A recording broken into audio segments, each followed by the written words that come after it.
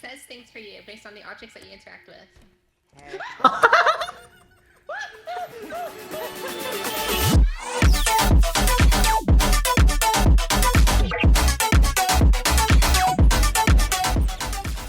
Repo, Amazon, Alibaba. Who knows? It's capitalism, baby. We'll thrive on the suffering of an exploited labor force all we want in order to drive up our profit margins. Hi everyone, it's me, Aquath Stuff, Aquath Vivo, Aquath Cat, Aquath Catto, Aquath, whatever you know me as. Today I'm going to cover all of the shop items, some useful tips for each of them, and an overall ranking of each shop category's usefulness. Before I can do that though, we need to first quickly explain what the different categories are for the shop items. So grab your popcorn and chicken wings from Kroger or Amazon Fresh or Whole Foods or Costco or wherever you shop, and let's just get the...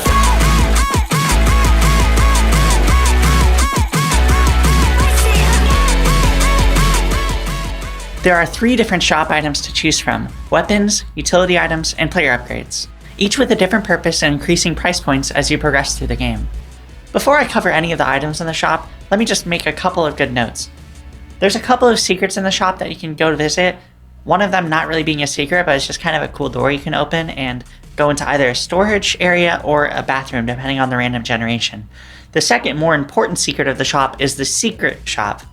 That's weird to say, but the secret shop is basically an area of the shop that you can get very exclusive items in if you have the jump height and teammates to lift you up into it, or just stack a couple of carts on top of each other, or use a drone to lift yourself into it.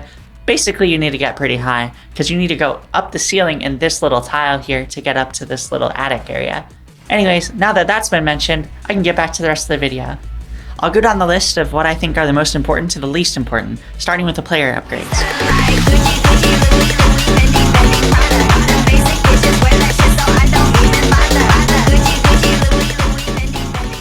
Player upgrades are the most important shop item to get you started with upgrading your gear and increasing your survivability in Repo.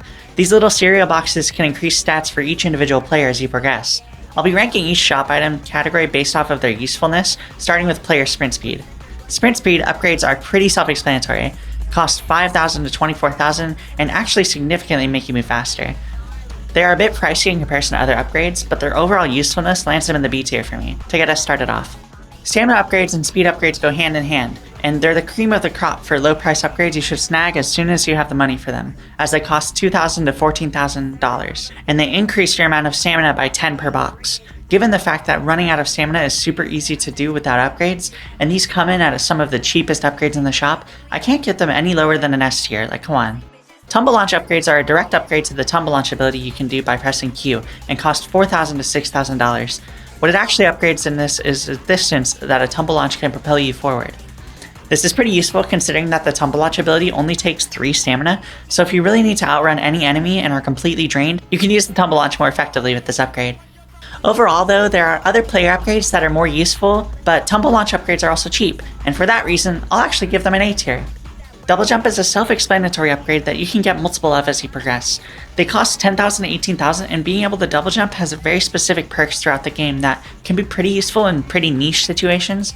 Obviously, it's the only surefire way of getting to the secret shop, but it can also allow you to reach multiple specific loot places around the map that you otherwise wouldn't have been able to jump all the way up to, such as this wall in Swift-Room Academy, or certain scaffoldings and shelves on Mechanic Station, or even these weird little beds in Headman Manor. This upgrade is nice, but it's pretty pricey compared to others, which will land it squarely in the B tier for me. Grab range upgrades are typically only useful for the shotties of the group, which isn't me because I'm actually like 6'8". Anyways, they cost anywhere from 6,000 to 32,000 and increase your grab range, go figure. This isn't as useful as you might think though, as being able to jump higher and being able to throw objects kind of makes this upgrade obsolete a little bit. You essentially want to get this upgrade to make looting easier and to make stunning enemies a bit safer as you'd be further from them as if you were to try and hit them with an object really close up. However, with the price typically being higher than I would like and the overall lack of usability, I'll have to just place it in the C tier for now. Strength upgrades. Need I say more? S tier. Okay. Let me explain. Strength upgrades cost between 6,000 and 45,000 and essentially make it so that the amount of damage you deal to enemies using items increases. This is because if you hit an enemy with a small item, it only really does 5 to 10 damage, and throwing it does a bit more, but if you use a medium or large object, not only can you deal up to 50 damage, but you can also stun them, which is super useful in combat. Ultimately, this increased damage output is from your ability to lift larger items, which also doubles as an assist to actually looting as well. Strength also deals with the strength breakpoint function in the game. What this basically does is it dictates the amount of strength you need to pick up an enemy. Picking up enemies not only stuns them, but can deal damage if you smack them against walls or the ground. Alright, let me repeat myself now. Need I say more? S tier. Health upgrades are the second to last upgrade I'll cover. They cost 4,000 to 18,000 and heal the player for 20 HP. That's it. There's not much else to them, but I'll explain why getting higher HP is important in more specific instances. There are a total of 4 enemies that will one-shot you at 100 HP, and if you get even one health upgrade, these enemies become much less dangerous. I'll be covering all the enemies of R.E.P.O in my next video next week, so if you want to be notified of that release, feel free to subscribe. But yeah, health upgrades prevent you from being one-shot, and for those enemies that deal a shit ton of damage or a rapid amount of damage, it makes your survivability much higher from them as well. Health is just a good overall buy for when you have the extra money, but getting one immediately as you can afford it is the best practice to avoid those pesky 100 damage attacks. For all these reasons, I'll give health upgrades an S tier. The last upgrade is the map player count. Ultimately, this upgrade is useful when you can't keep track of all the players in your lobby at once, in which this upgrade can show you how many people are alive on the map. But I think it's pretty much easily a D tier for its usefulness. Just be aware of where your teammates are at all times and you don't even need this. Alrighty, player upgrades are done and covered, done and dusted. Now it's time for the next fun part. Let's cover the weapon.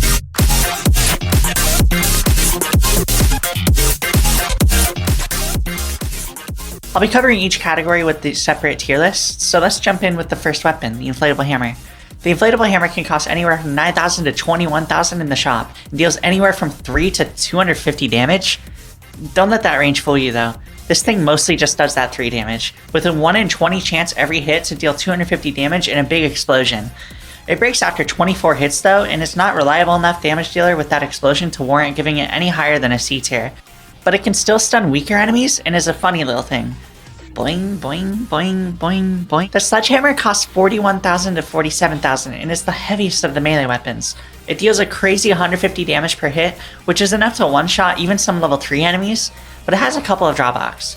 Firstly, it can glitch out once you get past the strength level of level 5, I found out, where it vibrates and is really difficult to use. This is because it's really heavy on the end of the object. The sledgehammer also costs more than any other weapon in the game except the shotgun, even more than the handgun. Finally, the sledgehammer can only hit 6 times before it breaks. The cost alone is going to make me drop to an A tier, but it's still a devastator if you can actually land a hit. The sword is my melee weapon of choice in R.E.P.O, since it does 50 damage, costs 23,000 to 30,000 in the shop, and is very maneuverable and strong against weak enemies. The best way to use the sword is to either stun a small enemy first and smack it into the ground like with any other melee weapon or object, or to flail it around until rapidly you get a combo of hits to finish the job on an enemy. It also has 10 hits, which is more than most melee weapons and double that of the sledgehammer. And overall, it's a great choice for balanced weaponry, so I'll give it an S tier. I usually buy it when I see it. The baseball bat is essentially just a budget sword that actually costs more. It costs anywhere from 25,000 to 31,000 and deals anywhere from 20 to 50 damage from what I find. I find it usually has a better knockback and stun than the sword does, which can help for smaller enemies you don't have to deal with. But with both the sword and the bat, I have a hard time knocking down stronger enemies consistently. I have a little bit easier of a time with the bat, but the fact that it usually costs more than the sword, and the benefit of knockback and the drawback of damage and only 6 hits, I'll have to place it lower at the A tier than the sword. I'm sorry. My weapon of choice in real life is actually the baseball bat, so don't get on me too hard, okay? The frying pan is essentially just a budget baseball bat, which is a budget sword, so it's kind of like a double budget sword. It costs 23,000 to 30,000, deals only 12 damage, and breaks after 6 hits. It has less redeeming qualities than virtually all of the melee weapons, and you'd be better off most of the time saving your money and using a medium object you find around the world. It's going to be a C tier for me, only because it still does damage. Now that the melee weapons are out of the way, I'll touch on traps and grenades, starting with, well, the grenade. The grenade costs 3,000 to 8,000 and deals 160 damage when blown up within a 10 meter range of the enemy. For reference of all of these ranges, each player model is about 7 meters wide or one of these tiles in the shop, so a grenade's damage range is about 1.5 players in width. I find the grenade pretty useful and I'll put it in the A tier. The explosive mine is a shop item that costs 3,000 to 9,000 and will blow up when stepped on by an enemy or player. It does 200 damage instead of 160 like its grenade counterpart, and has a lower range of 20 meters. Basically duck and run if you don't want to get blown up if you see an enemy walking over it. The main obvious difference between the grenades and the mines is that you have to bait an enemy into a mine or have to have it walk over it, rather than timing and throwing in a grenade. I actually find this easier though, and with the range and damage upgrade, mines are one of my favorite ways to dispatch low to mid tier enemies, S tier. Human grenades are the first of the 2 items you can find in the secret shop I mentioned earlier in the video. They have a damage of 100, a range of 10, and are overall just a slightly cheaper, much shittier grenade. I'll get this offensive ball as C tier just because it actually still does damage, similarly to the frying pan. It's kind of like the frying pan of the grenades. The duct tape grenade is the other item in the shop and costs as much as the human grenade, 2,000. And it functions like a dice roll version of it. Once you deploy one, it'll explode once, dealing 100 damage, before splitting into the 3 grenades in random directions, all doing an additional 100 damage. The downside to this is that the grenades it splits into can be super unpredictable, but overall, if you play this item super safe, it can help you clear an entire room most of the time. I'm definitely giving this grenade an A tier in comparison. It costs the same and technically does 4 times the damage. The shockwave grenade is the shockwave grenade is the first of 4 grenades and mines I'll talk about that don't deal direct damage. This, as well as the other 3, have a price range of 3,000 to 8,000 and deal 0 damage directly. But the shockwave grenade can deal damage after the effective enemy hits a wall or the ground. This grenade is useful for stunning an enemy for a short duration and finishing already hurt enemies off, but I'd honestly only give it a C tier. It's only so high because its range is 30 meters. The shockwave mine functions the exact same way as the grenade and mine I talked about before, with the key difference also being its range at 10 meters. I think the shockwave variants are good if you place them right and have a follow-up to deal damage to the enemy you're knocking back. Otherwise, it's a bit of a waste. I'll give this one a B tier though, as mines are typically just easier to use than grenades for me. The stun grenade and mine I'll cover at the same time because you kind of get the gist. These will specifically stun the enemy for a duration of time instead of knocking them back and stunning them once like the shockwaves do. The grenade stuns enemy for around 15 seconds, whereas the mine stuns for 12 but does so in a series of electric shocks and lunges towards the enemy, which can potentially deal 5 damage. For this reason, I'll give the stun grenade a C tier and the mine a B tier. Oh shit. I forgot the mine's range is actually 0 meters, so the enemy has to step directly on top of it. So I'll give it a C tier actually.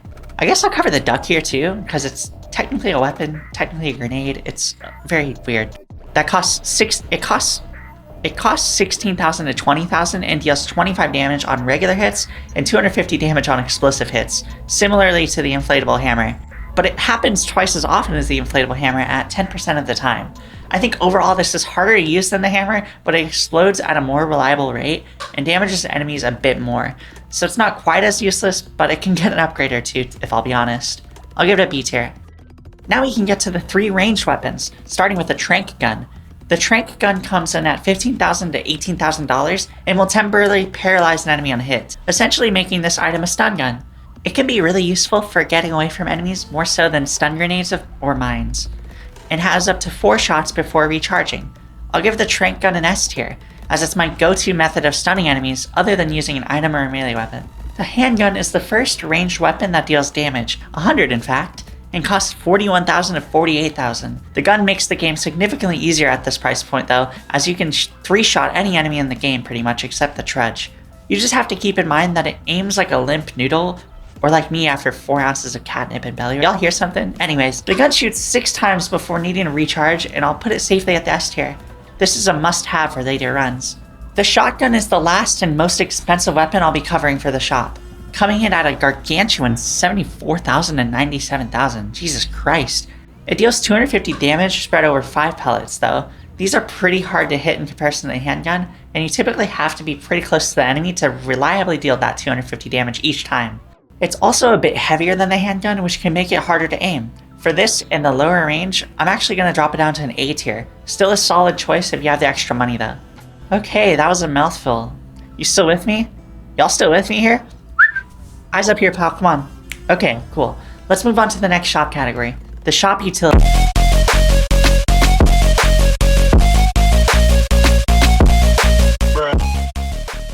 I excluded the drones to their own section at the end of this utility list, unlike the wiki, so let me first talk about the energy crystal first. The energy crystal is the item that will spawn the most commonly in the shop, as it will fuel your recharge station on the truck. If you didn't know already, this little box on the truck can recharge items like weapons or drones, using some energy in a reserve. When you buy an energy crystal, you add 5 charges to the total in the station reserves, aka a full item charge. Energy crystals are useful for the longevity of your items, and I'll give them an A tier. They're much more better later game when you have more items to recharge. The extraction detector costs 8,000 to 19,000 and tracks extractions throughout the map. How it functions is that when you turn it on, it will scan the entire map for the closest unactivated extraction point before pointing in the direction of it and indicating your total distance from it. This is really useful in the late game as you have more extraction points to uncover on the map. I'll give the extraction tracker a solid B tier. It's a good buy when you have the extra money and the players. The valuable detector functions the exact same way with a specific caveat. It detects unseen loot instead of extraction points. This isn't as useful in my opinion, as loot is relatively easy to spot in rooms and in general, and loot even has its own colored pip on your map when you do scan one, so I really don't see as much of a use for this as with the extraction one. It also costs more overall, coming in at 14,000 to 21,000, which makes no sense. I'll put it in the D tier, it's kind of a waste of money. Health packs are the main way you can heal in the game besides the little boost of health you get when you get to the ship after your last extraction.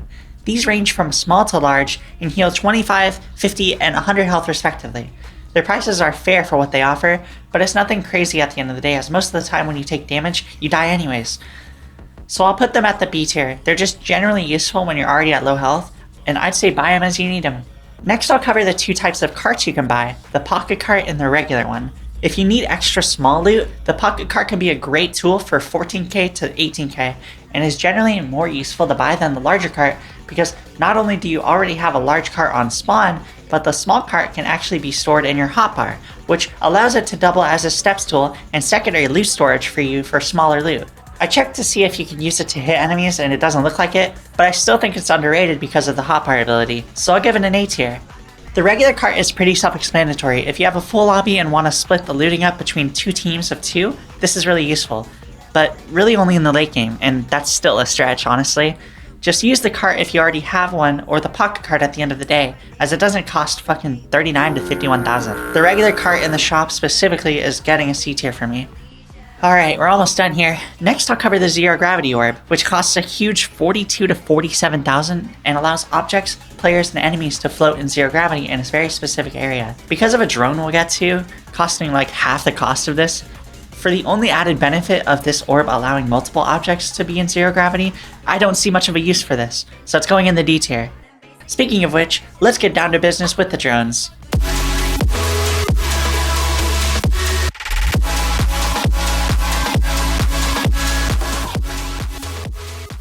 There are a total of 5 drones in Repo as it stands right now. You have the Indestructible drone, the Zero Gravity drone, the Roll drone, Recharge drone, and the Feather drone. Drones in Repo are stationary objects that will cast a beam to the player, object, or enemy, and function in a certain way based on what they're attached to. To start us off, the Zero Gravity drone, in contrast with the orb I just mentioned, can attach a beam to a player, object, or enemy to lift the object off the ground in a zero gravity-like state. This is useful for lifting heavy objects and stunning enemies, allowing you to grab heavy objects or enemies with ease, even without the necessary strength upgrades.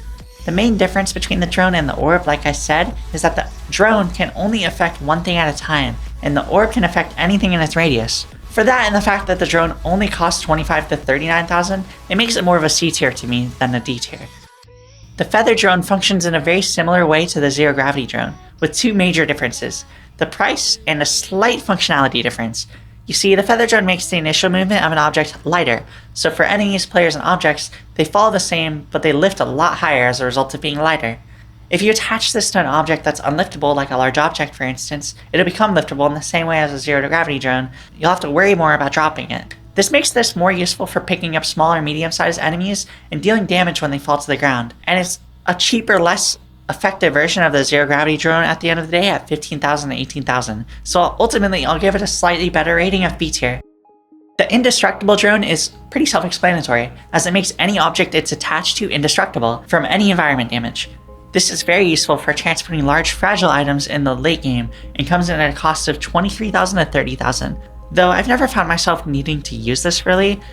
When you have a lot of teammates on a tighter map like Headman Manor, I can see it being pretty useful, as it will allow you to not damage items against walls or tight doorways and stuff like that. But overall, I'll pretty much just give it a B tier, just because I don't see myself using it that much. The Roll drone is a funny little item that costs 9,000 to 11,000 and rolls an enemy or player away from its activation point, which can be kind of useful for dealing with smaller enemies, but it loses battery life extremely quickly, and it basically is just a more expensive reusable shockwave, grenade, or mine at the end of the day. For that, I'll pretty much just give it a C tier. The last item of the shop. We finally made it. Can you believe it, guys? Just a week.